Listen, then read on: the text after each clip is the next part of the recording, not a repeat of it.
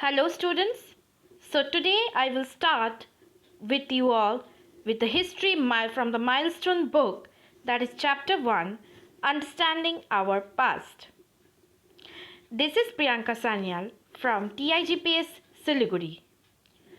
So children, let us start with the chapter. So have you ever wondered about how people lived years ago? Some of you might be wondering that what was the life when people lived long back years ago. Means long back ago, how the people lived. Have you imagined that?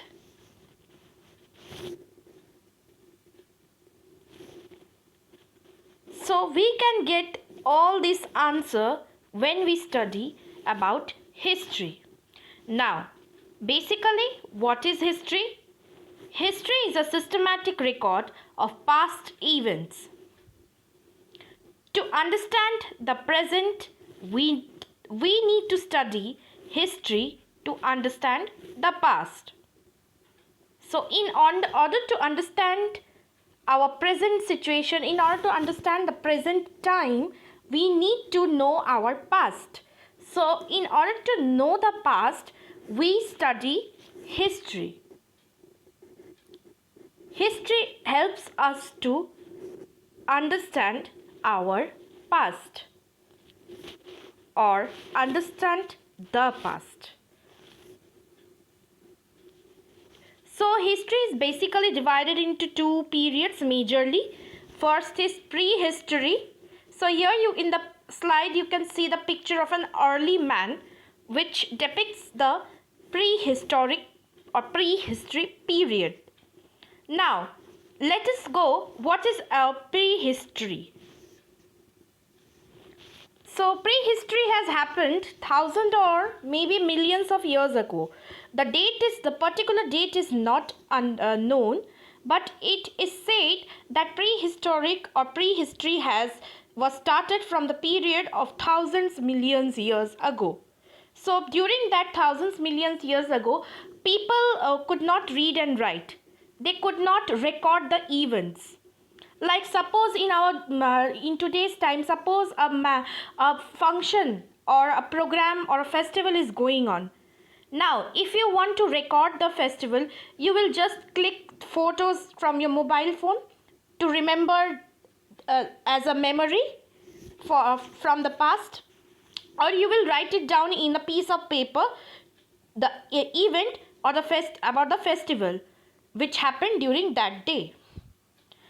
But during the million years ago, during early prehistoric period, the early man who used to live, they were not aware of the education. They did not know how to read or write. Now let us move to the next period. The next period is the historic period. What is historic period? Basically, in this period what happens, written records are available, and these written records which are available because it comes after the prehistoric period, and when the written records are available, during that time the people can read and write, so they used to record their events. So where the written record is available, that period of time is known as historic period.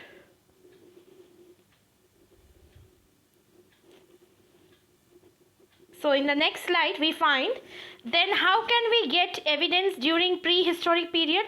Now many of you can arise a question that, ma'am, in history period we can get the written evidence. Then what about the prehistory period?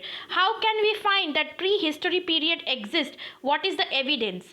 Yes, we can find the evidence because the earth has existed for millions of years.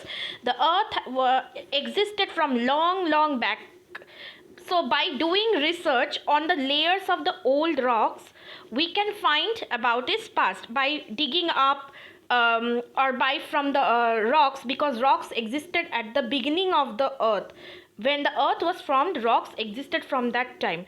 So through that research by different tools, different techniques, we can find out about the past of the prehistory period. Now, like for example, about the fossil research. So here in the slide you can see that the archaeologists are doing fossil research. So like this is a fossil, and people they, with this help of fossil research only, they find out about the prehistory period. Okay, so that's all for your part 1 of the video. So hope children you have understood the video. Thank you. We'll meet you in the next video.